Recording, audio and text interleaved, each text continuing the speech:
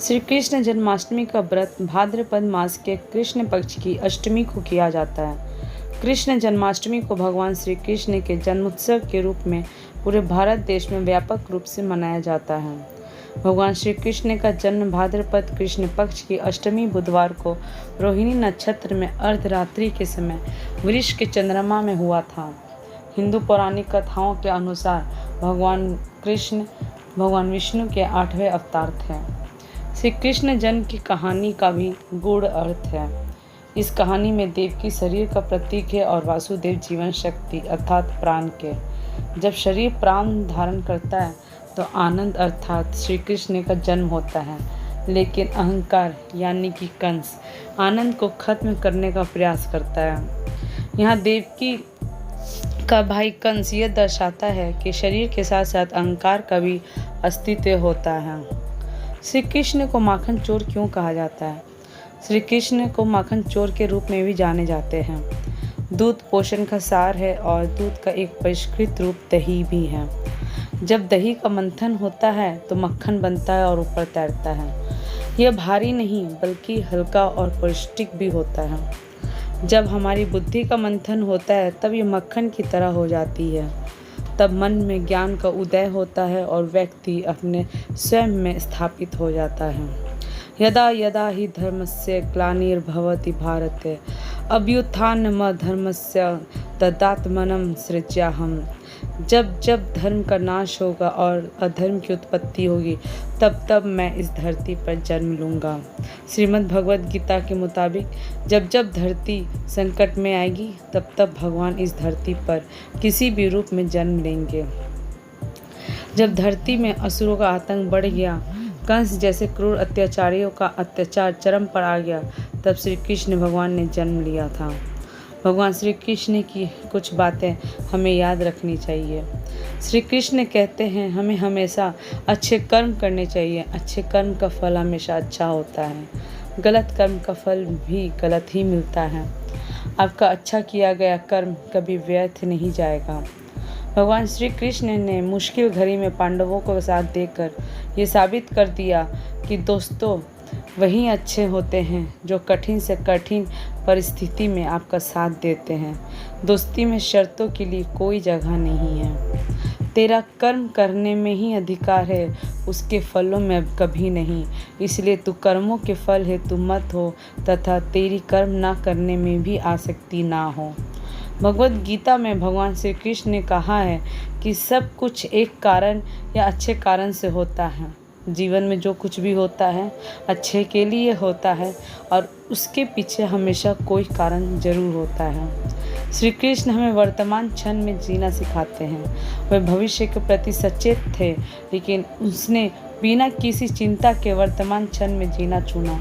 भले ही वो जानते थे कि आने वाले भविष्य में क्या होगा, फिर भी वो वर्तमान क्षण में बने रहे। भगवान श्री कृष्ण कुरुक्षेत्र की लड़ाई को अकेले ही जीत सकते थे, लेकिन उन्होंने अर्जुन का मार्गदर्शन करना चुना और उनके लिए अपना रथ चला दिया। वे कहते हैं कि नौकरी एक नौकरी है, कोई बड़ा या छोटा काम नहीं है। कोई भी श्रम बिना सम्मान के नहीं होता। जब आप अपना काम ईमानदारी से करते हैं और भगवान पर पूर्ण रूप से भरोसा करते हैं तो वो सब तरह से आपकी जिम्मेदारी ले लेते हैं। हर तरह के संकट से आपकी रक्षा करते हैं। अगर ज़िंदगी में आप भी बात बात पर अपना धैर्य खो देते हैं, श्री कृष्ण से इसके लिए प्रेरणा लें। भगवान कृष्ण ने शिशुपाल की 100 गलतियां माफ़ की थी। वो हमेशा ज़िंदगी में मुस्कुराते रहने की सीख देते हैं। वो बताते हैं कि किसी चीज़ या लोगों की बात को सुनकर हमें अपना धैर्य तुरंत नहीं खोना चाहिए। आइए श्री कृष्ण जी की लीला के बारे में कुछ बातें जानते हैं। सूत जी सभी ऋषिगण को राजा परीक्षित की कहानी सुनाते हैं, जिसमें राजा परीक्षित एक बार जंगल में घूम रहे थे, जहां उन्हें कलयुग मिलता है और वो अपने आने की बात को राजा को बताते हैं। कलयुग को राजा परीक्षित अपने राज्य में आने के लिए मान जाते हैं। कलयुग को राजा परीक्षित 5 स्थानों में रहने की आज्ञा देते हैं, जिसमें से एक स्वर्ण भी था। कलयुग राजा परीक्षित के सोने के मुकुट में जा बैठता है। उस दिन जब राजा परीक्षित शिकार के लिए भटक रहे थे तो ऋषि समीक के आश्रम में जा पहुंचते हैं। जब वो वहाँ पहुँचते हैं तो ऋषि साधना में लीन थे।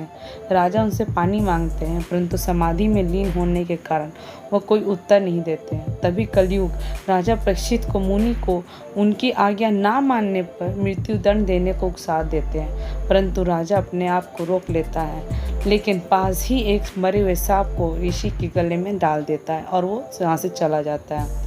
राजा परीक्षित को श्राप ऋषि शमी के पुत्र श्रृंगी को जब ये पता चला कि राजा ने उसके पिता का तिरस्कार किया है, तो वो राजा को श्राप दे देता है, जिसमें उसकी मृत्यु 7 दिन के बाद तक्षक सर्प के काटने से हो जाएगी। ऋषि शमी अपने पुत्र श्रृंगी को समझाते हैं कि उसने श्राप देकर बहुत गलत किया। जब राजा परीक्षित अपने महल वापस आ जाता है और जैसे ही वो अपने सर से मुकुट उतारते हैं तो उनके दिमाग से कलयुग द्वारा कराए गए अपराध से ग्लानि होती है।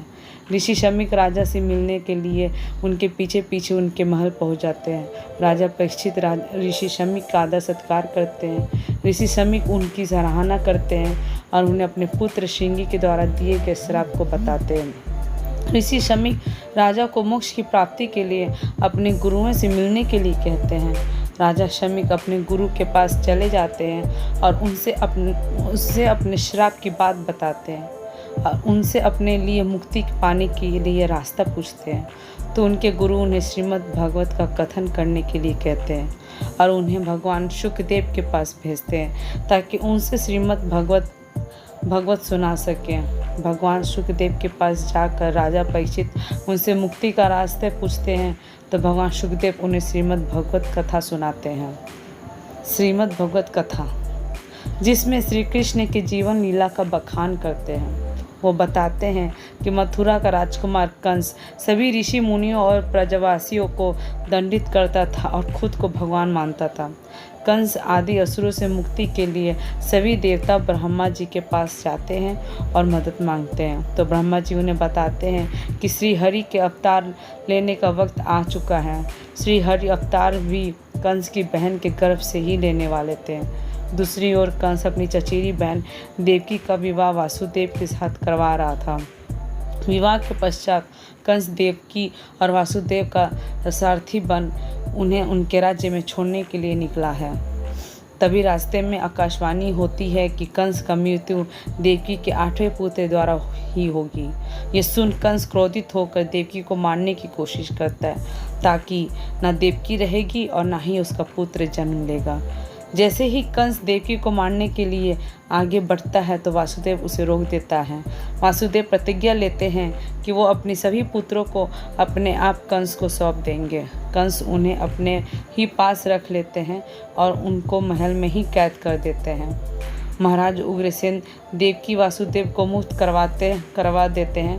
कंस अपने 2 मित्र बानासुर और भूमासुर से मिलने की नीति बनाता है। कंस और उसके मित्र महाराजा उग्रसेन को मारने की योजना बनाते हैं। अक्रूर को कंस पर शक होता है और वो कंस के किसी षड्यंत्र से सचेत रहने की तैयारी करता है। देवकी पहली बार गर्भ धारण करने की खबर से वासुदेव के भाई भगवान का प्रसाद भेजते हैं। कंस धीरे धीरे अपने मित्र राजाओं की सेना को एकत्रित कर रहा होता है। देवकी के अपने पहले पुत्र को जन्म देती है। वासुदेव अपने पहले पुत्र को लेकर कंस के पास चला जाता है। कंस पूरी मथुरा नगरी पे कब्जा कर लेता है। कैसे देखिए, देवकी के पहले पुत्र को देख कंस उससे वापस भेज देता है क्योंकि उसे खतरा सिर्फ देवकी के 8वें पुत्र से है।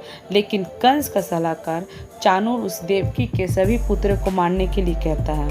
कंस देवकी वासुदेव के पास आकर उनके पुत्र को छीन लेता है और उनके पुत्र को मार देता है।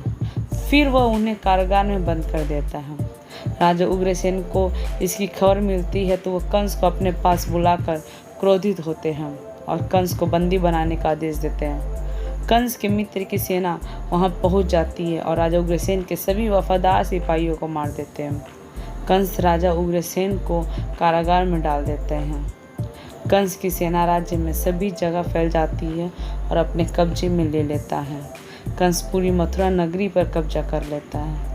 राजा शूरसेन अक्रूर को भागने के लिए कहते हैं। अक्रूर के साथी मिलकर मगध से अपनी सारे साथियों को सुरक्षित निकाल लेते हैं और वासुदेव की दूसरी पत्नी रोहिणी को गोकुल में नंदराय जी के पास भेज देते हैं। वासुदेव की दूसरी पत्नी रोहिणी अपने सिपाहियों के साथ वेश बदल कर नगर से निकल जाती हैं। Thank you.